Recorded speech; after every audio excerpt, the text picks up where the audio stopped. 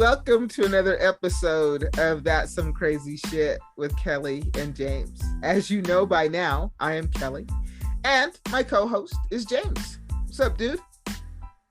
What's happening, my sister and co-host? You know, I'm just coming to you from where? The Corner Studio. Corner Studio. On the second floor of That's Some Crazy Shit Broadcasting. Yeah. Yep. We're Utah Division. Location. Nice.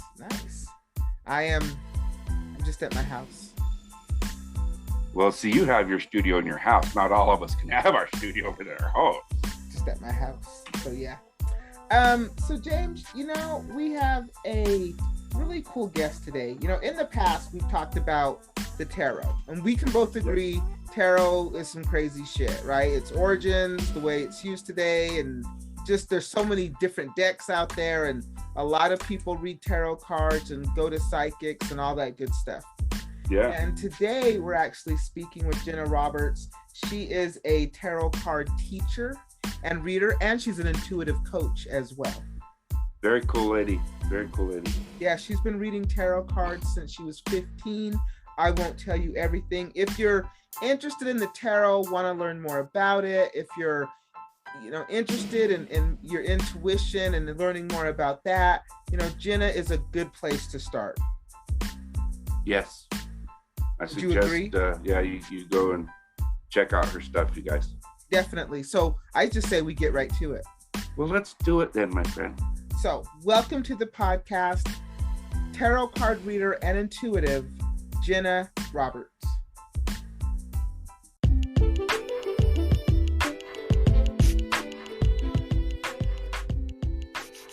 Jenna, thank you so much for being a part of That's Some Crazy Shit and being on the podcast. Welcome. Thank you. Thanks for having me. We're excited to have you here today. We've talked about the tarot before. I know me and James, both between us, have had multiple tarot card readings. I actually used to read tarot cards back in the day. I haven't picked up a deck in a long time, but I still have my deck. That's right. Great. So I've had this deck forever, but I haven't read in a long time. But I've always been fascinated by the tarot. What about you, James? Well, my family has dabbled in the tarot ever since I was a kid. And so, and like Kelly said, we've had many readings.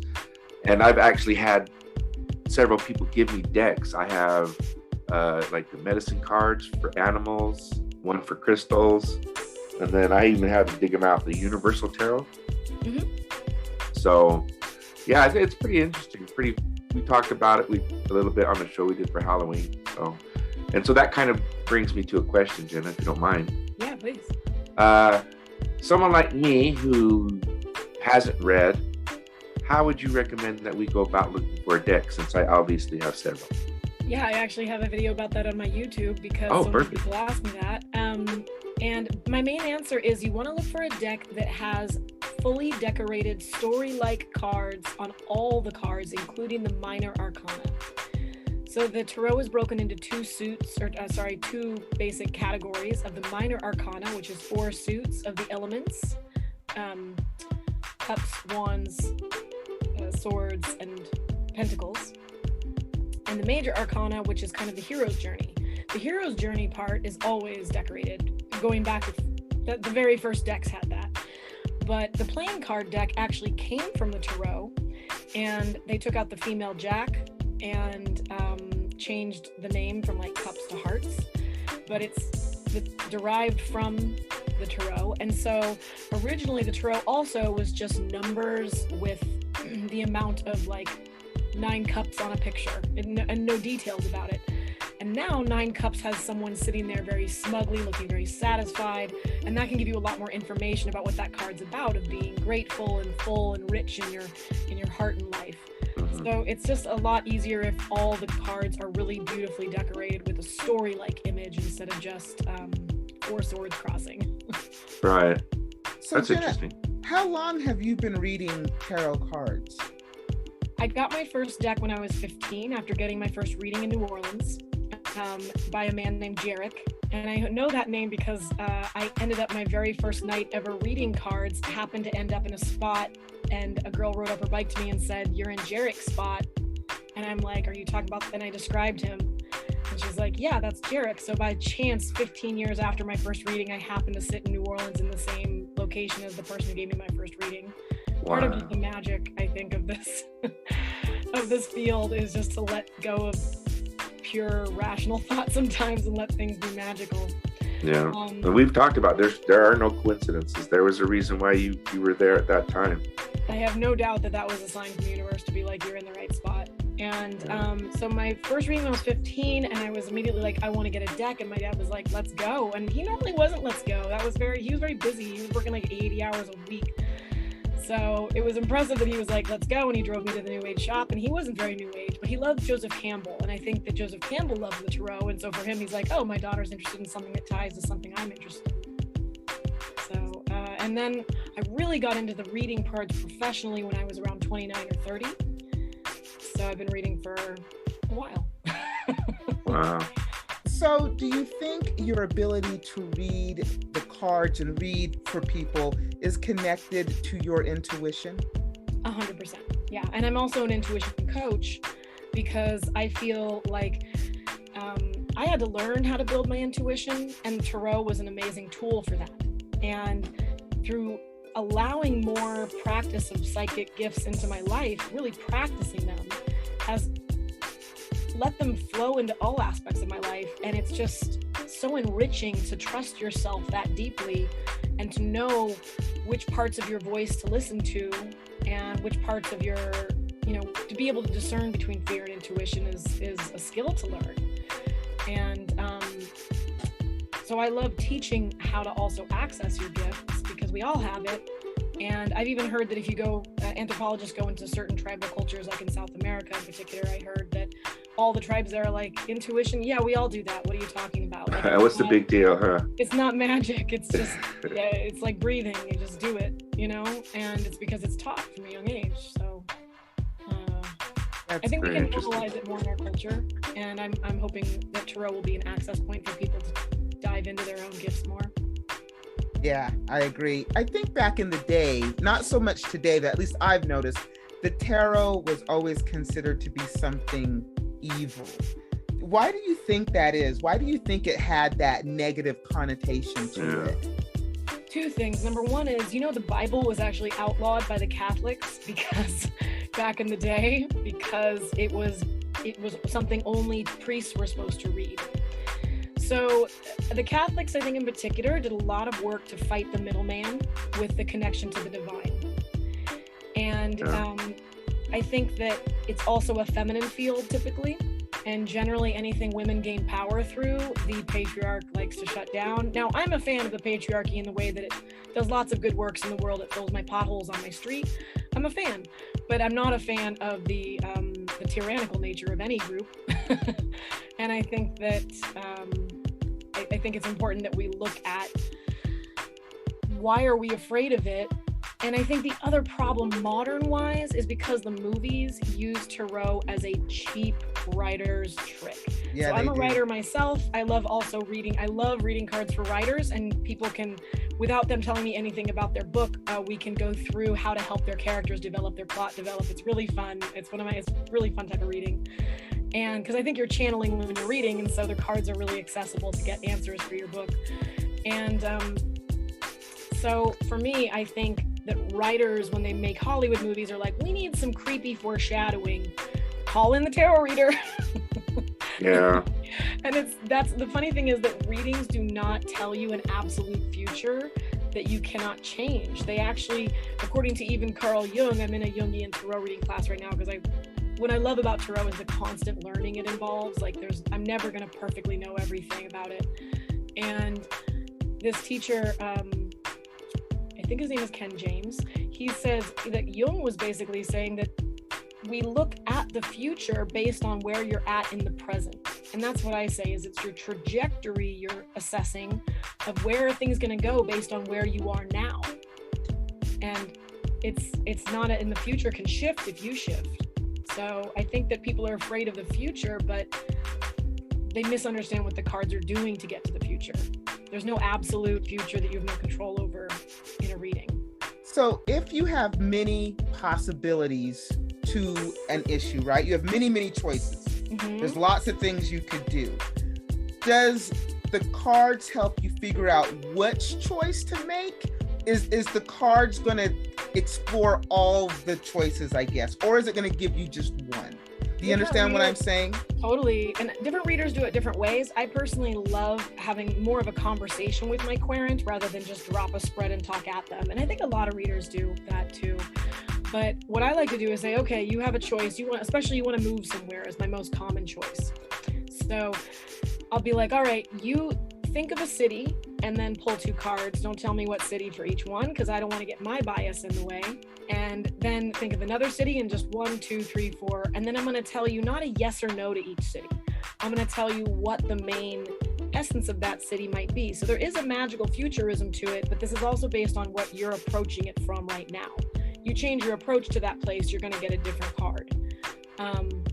So for instance, it will be like, it looks like Baltimore is going to be great for love and connection, while Denver is going to be more about work. And sometimes it will be like Florida, it looks like a mess. It's cool. It'll say something like, oh, you have some family there who's really toxic. And they'll go, yeah, oh, geez, I do. Like they'll usually, I'd say readings are primarily validating of what you already know, but to hear it from a stranger is magic. Right. And I love this job because it's a weird job, but I love it because I get to be a part of something that truly is magical to me. I still get excited every reading that like my intuitions are correct and just the cards we're pulling is directly the faces people make when you pull cards that the story speaks right to them and they can see what's happening in the cards. I also read with the I Ching cards, which have words on them that kind of engage the querent more. And I love I Ching. I think it's a different system that's unique and 3,000 years old, so very valid.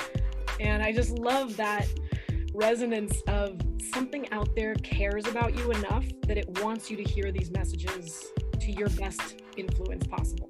It's the furthest thing from darkness I can imagine, truly. I mean, of course, the reader could be dark. A reader can bring in some you really want to go to a reader who has integrity. If you go to a reader who tells you horrible things or tries to get more money out of you, you're at the wrong place. Just walk away. Right. And we've talked about stuff when readers try to upgrade you, or upsell you, So when you're reading the cards, would you say that you're getting the information from spirit? Are the tarot and spirituality or the universe connected? So what happens, I think, for me, and I think for a lot of people, is at the beginning of the reading, it's usually I have to get kind of warmed up into it. And at the beginning, the cards will be a conversation about what's happening and what's going on for them. And I read directly from the cards, like, this is the meaning of these cards.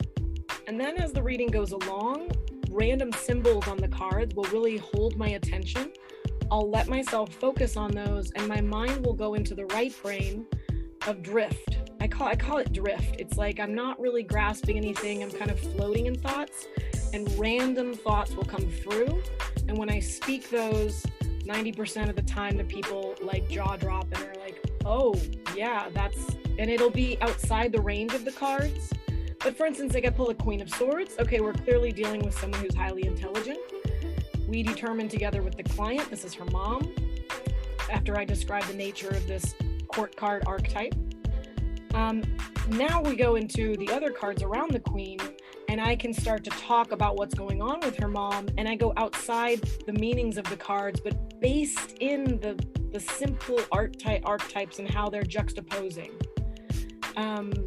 Words just come to me, ideas and stories just come to me. And so that's where the intuition kicks in, I'd say. Yeah. So can you give us a mini reading? Sure. Yeah. I got my World Spirit Tarot deck here. It's one of my favorite decks because it's one of the first I found that had melanated people in it and world, global, Egyptian people, Asian people in a cartoonish form. It's drawn images, not photographic, but when I got this deck, it was very hard to find that kind of stuff. So, Jenna, real quick, if someone were to come to you, do you already have a deck in mind that you prefer, or do you wait until you get a feel for them to pick your deck? I have my bag of decks. Your go-to. I have my bag and I have my favorites in there. But sometimes, like tonight, I'm going to a Halloween. I'm going to be a witch at 2 different Halloween things, and then I'll bring out the witchy side with some more dark decks that look a little creepier, goblin-y. And so sometimes it's thematic. If I go to the Ren Fair, I bring my more Renaissance Fair looking deck, which is the Usi Pagan Otherworlds deck. So it depends on where I'm going, but I have my favorite. World Spirit Tarot is a favorite. It's a standard. I love the transparent tarot because it's very unique. And then by Red Feather Press, there's 2 transparent tarots. I like the one by Red Feather Press. And then I also always have one that's kind of like the one that's new and fresh to me, but I'm still diving into. And that currently is a fairy tale based deck. I can't think of the name, but it's by Yoshi Tani. And so I find having one new deck kind of freshly coming through, honestly for me, like once a year maybe, will like make it so that I have something that's bringing new ideas and new concepts to the cards for me. Keep things fresh. Yeah, people get deck addictions. I call it addiction. Because they'll have like 50 decks and they're like, I don't know which one's my favorite. And I'm like, okay, but to me, you should grab on. If you're learning the cards, find one that you're just going to tether to for a moment, because it can get very overwhelming to have too many running at the same time. And if you haven't found it, then just, rather than buy them all, like really spend some time looking at the images and feeling them out. And then, so I have about 20 decks, but I often give ones away as I'm like, this isn't for me. I have no attachment to this. For my YouTubes, though, I like to have a variety to have, and my Instagram, it's fun to show a variety of different interpretations of one card and talk about that. So I got my collection. Very cool. So let's see, who am I reading for? Because one thing I'd like to state is if you are doing readings, it's good to set an intention together. And so I also like to just take a moment to take a couple breaths, and just everyone listening, it's a good thing to take 3 breaths. And just imagine yourself in a protected space, since we're stepping into a spiritual container. And welcome in your own intuition to this reading for yourself. And feel your feet grounded on the floor, knowing that you're in a safe space. And then open up to what your intention is, or what do you want to know right now? So who am I reading for? Which of you two? You can read for me first. Okay. So Kelly, do you have a specific theme you want to ask about? You don't have to. Do I have to ask it out loud? No. Okay. I don't want to ask it out loud. Okay. Oh man. Sorry. Sometimes the cards will supersede your intended focus. So if you want to give me one word, that can be helpful. Travel. Great. So yeah, I think that, so you have a lot of swords here, which swords are the mind. So I'm going to guess that you might be on overdrive with your brain sometimes, and you overthink things, especially around the area of, I'm guessing travel in this case, but of letting yourself be free enough. Do you want to go on a travel by yourself instead of with someone? Because that might be a good option right now, because you do have the Hermit card. So the Hermit card is about spiritually accessing a deep within of yourself. And the first the decks that we know today are based in the Hermetic order. So the Hermit card's deeply tied to the Tarot. And so to me, this needs to be something of a spiritual journey that gets you out of your head. Okay. I got cold chills. We'll tell you why when you're done. Yeah. You have the 5 of Swords reversed, which is reversal to me says that you might be kind of past that point, but you've had to do some healing of the mind, some licking of the wounds of pains of the past, and now you're kind of ready to let that go, and this trip is significant towards that. And also you have the 10 of Swords reversed, which is a limiting belief, where I'm guessing you would say you weren't worthy of this trip. So I want you to go somewhere where you would think 10 years ago, you might have said to yourself, I'm not worthy of going there, I can't afford it, or I'm not allowed, or something would have held you back. And now you're like, I gotta do it. So I think that going on your own or with a spiritual purpose, if you go with someone, make sure that they are tuned into the fact that it's your spiritual journey first and foremost, and that they are tagging along as your Sam Gamgee to your Frodo. And you know, that's you gotta be a little bit that spiritually selfish, I'd call it. And they might have their own need to do that kind of trip, and so you'll be together but in your own individual essences while doing it. The main thing is you have the Queen of Swords. We just talked about this, and this is someone who can be very smart. You know, it's funny because we even use words around intelligence with the word swords, like you're sharp or you're dull, you know. But to me, this is saying you have to get your head and your brain spin out of the way to both do the trip and on the trip. So I will tell you that in March, I'm going to Costa Rica for a month. Nice. By myself. Nice. Because I've always wanted to travel by myself.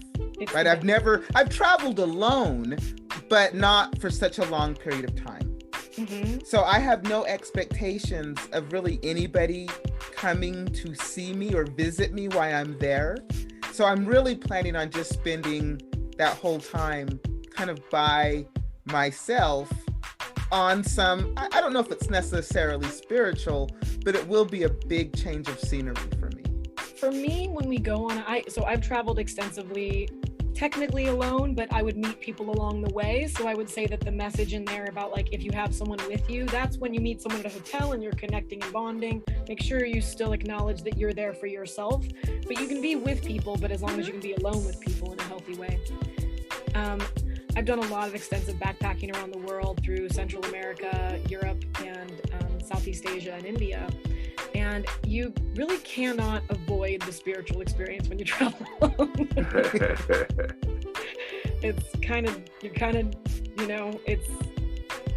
It's an opportunity to let the world become a tarot card reading for you, that the chaos of shuffling your life like that will bring forward to you archetypes that are going to send you messages that you're supposed to listen to, you know? Wow, I like that, Jen. I've never thought of it that way. Yeah, I like that. So I think you're gonna have a spiritual experience. Bring some nice spiritual books with you, because that's a good hermit thing to do. Gotcha. Yeah. Very cool. All right, James, your turn. Well, all right. What do you have a thought for us, James? All right. Okay. I'm gonna have to do romance. Okay. I knew it. Love James. I just look hardcore. But he's a big teddy bear.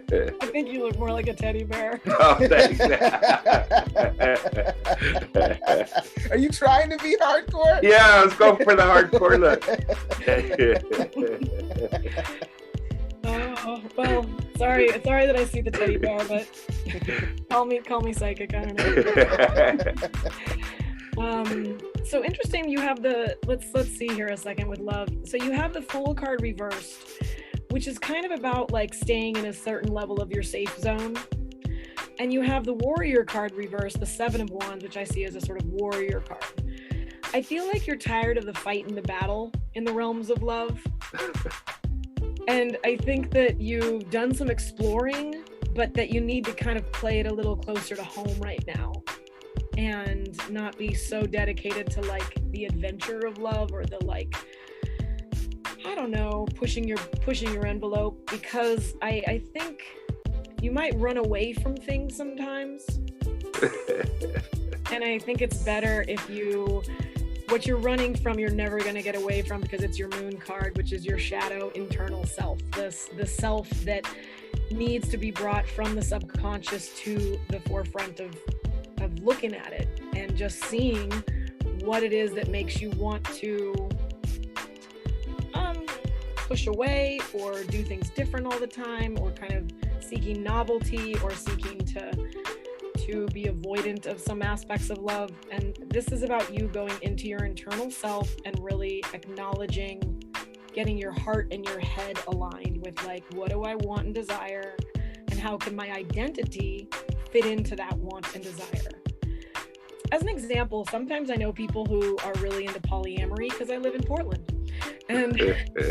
And some people want their identity to be polyamorous, but then when they're in it, because they think it's such a great freedom concept, but then when they're in it, they're like crying on my shoulder over how unhappy they are all the time. And I'm like, maybe you like the idea of this, but it's not actually aligning with your natural self. And so making sure that you're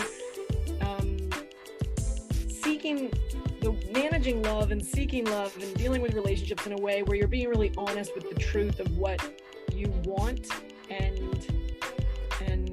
breaking free of the idea of what you want, if that makes sense. Oh man, that's like deep, Jenna. Thanks. That is deep. That is. That's man. really good. I like the way that you read, because when you're reading both of us, are you also pulling heavily on your intuition as well? Or are you reading simply from the cards? It's hard to say where the line of demarcation is sometimes. I would say this one was a pretty straight book reading, but not from the individual cards, but from the juxtaposition of them, of having these, like, you know, I teach tarot as well, and when I teach it, I talk about Soviet montage, which is basically the Soviets figured out that shot A plus shot B equals concept C, right? And so you take these three cards, and then when individually they're going to mean something very different, but when they're all tethered together, I can see a story here of someone who needs to face their moon card and is tired of the way they've been doing things in the Fool card reversed. So it just kind of like creates a 3D story. Now, James, did we not talk about you doing things differently in the realm of love? Yeah, we have.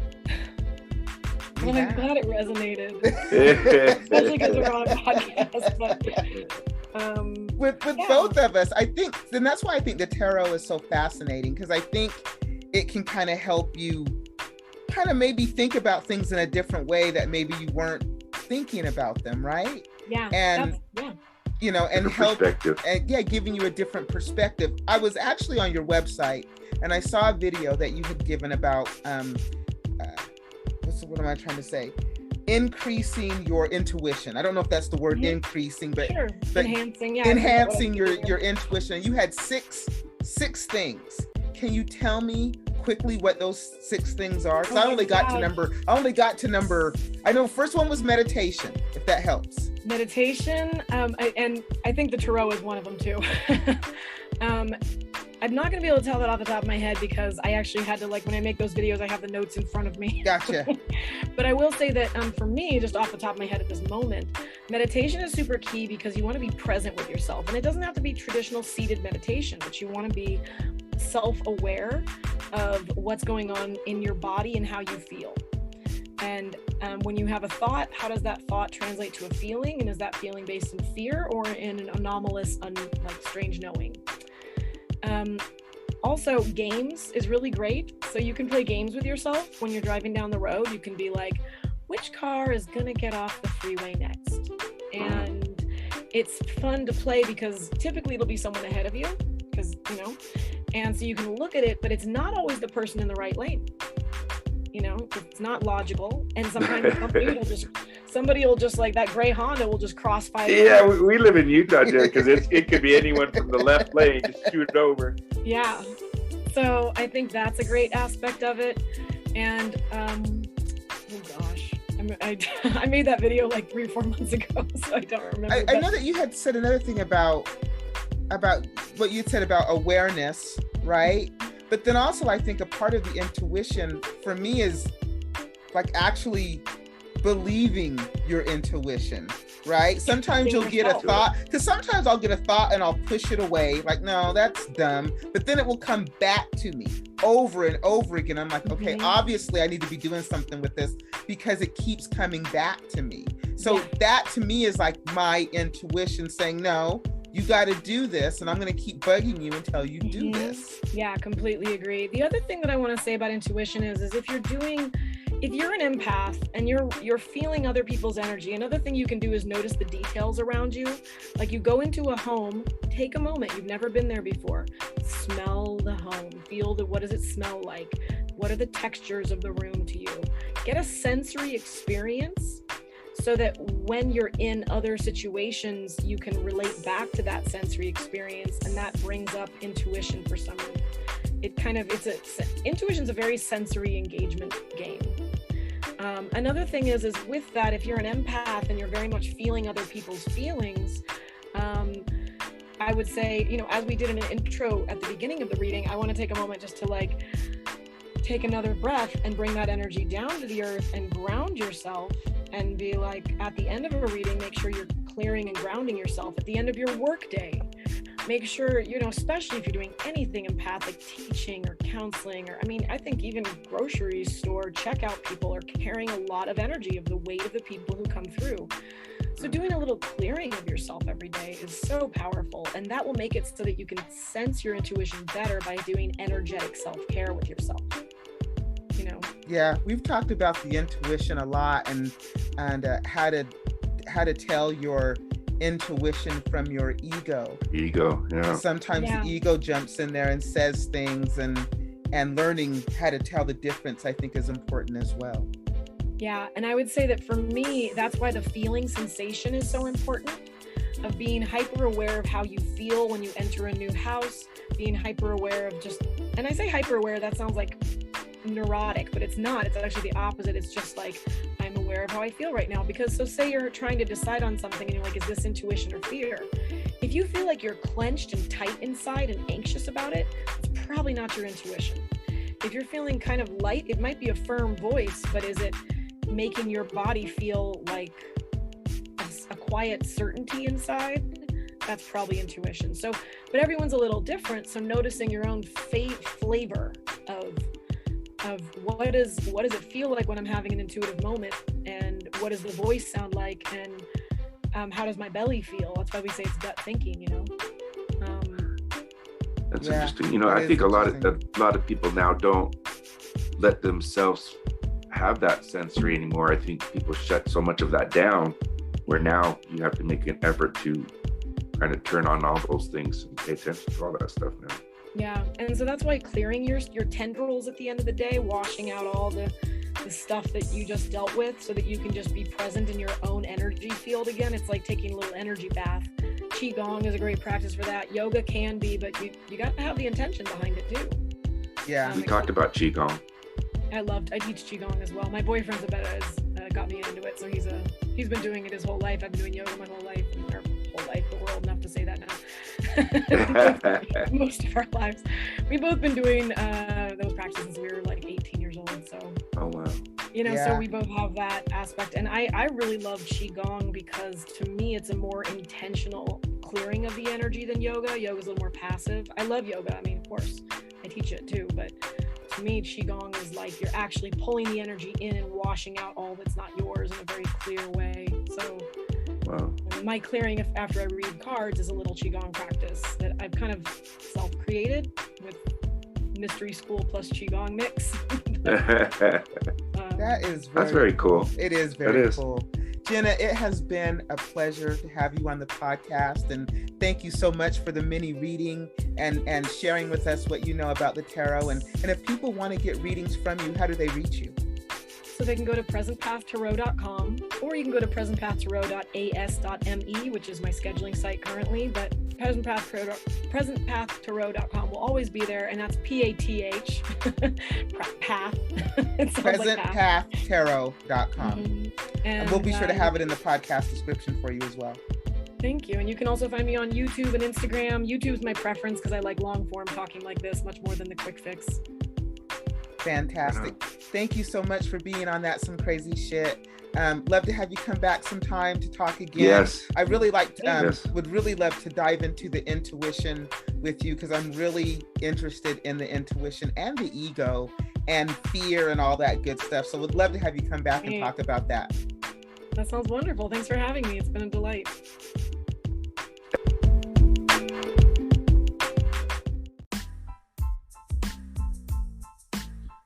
very cool. You know, Jenna brings a lot of knowledge about the tarot. You know, like I was talking to her, I've had 3 decks given to me, and I've never read, and maybe I'll start, you know, checking her YouTube stuff out and learning how to read them.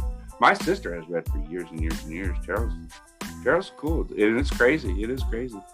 What did you think about your mini reading?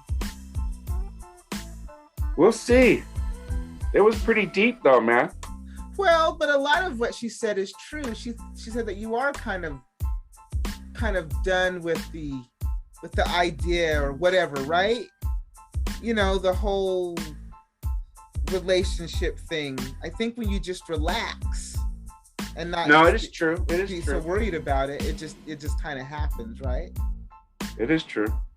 You know, so and it's funny because you know my past history with women and romance. I do. So when she's telling me this stuff, I'm like, oh. And me too. I'm Kelly's like, been saying this shit. I've been saying this shit for years. Yeah. But he believes it true, from a so tarot card reader. But no, James, I really liked her. Even what she said about me and traveling, just knowing that I'm traveling alone, right? And and we didn't get out all the story. I was gonna go with you originally, but then I had to bow out because I'm having surgery, and she didn't know all that shit. Yeah. So traveling alone, it will be fun though. I'm actually. It's gonna be your vision quest. That's what the Native Americans used to call it. Maybe just being someplace else for a little while will be nice anyway. So hey, it's your vision quest, okay? Oh, okay. It's my vision quest. Jeez, we are got some crazy shit, you know. And it's just a normal holiday. Well, do we take holiday in America? We go on vacation. Well, but still, it's not a vacation. It's a damn vision quest. This is crazy shit. It's a vision quest. You're going to go on a spiritual journey. And I should take some spiritual books with me. That's me funny. So I was thinking about that too. Plus, I have a lot of journals. I have a lot of different journals. I'm always jotting down stuff. I like to write down affirmations. Oh. Right? Cool. I like to write them down. So I have so many affirmations, and then I try to narrow them down and then try to like have an intention of these many affirmations, because I can make a list of affirmations. I had someone suggest to me to write, a few on your mirror with the dry erase marker. So in the morning when you get up and get ready to work or whatever, you see them and you can read them and stuff. Yeah. And then you can always change it, erase it, whatever. And then, I'm really big on the whole intuition. I love to learn about the intuition or hear people's insights on the intuition and the ego and what they think. And everybody always says the same thing. But the thing I remember the most about intuition is what Pasquale told us. He said that the intuition is quiet, and the intuition is never talks mean to you, right? And the intuition just knows, so it doesn't have to be the big loud voice, right? Because the intuition knows. That's usually your ego. Yeah, the ego is he's the loud, boisterous one. That is true. And that's a good way to define it, because we've talked about it. How do you know the difference between the ego and the intuition? And then, being able to tell the difference. I believe now I can tell the difference. I really rely a lot on my intuition and what I think. And I've always said for years that I've always gotten vibes off of people. I've always said that. Just feelings off of people when you first meet them. Right? I can attest to it. Yeah, I've said that for a long time and still do. Always get vibes off of people. So yeah, I don't know. It's just kind of weird how I've been saying it for a long time and never really knew what it was. And it's funny because now that I know the difference, because I'll be honest, I didn't know the difference between intuition and your ego when it's, communicating with you. But, through our show and stuff, now I've learned the difference, and now I can start, like you say, you listen to your intuition, and you tell your ego to talk to the hand, sit down. Yep. What do you say? Tell your ego thank you, but I think I'm going to do this anyway. Thank you, but no thank you. Basically. Yep. But we want to thank you for listening to That's Some Crazy Shit. You can get us at, where are we at? That's some crazy shit podcast.com. All our stuff is there. Bios, blogs, contact information. If you have a story and you want to reach out, that would be the place to do it. Yep. Social media is there as well. Random bullshit? I thought we just did it. Oh, I missed it. It was so random. That's why it's random bullshit, James. Oh, right on. So, until next time, keep your minds open, people.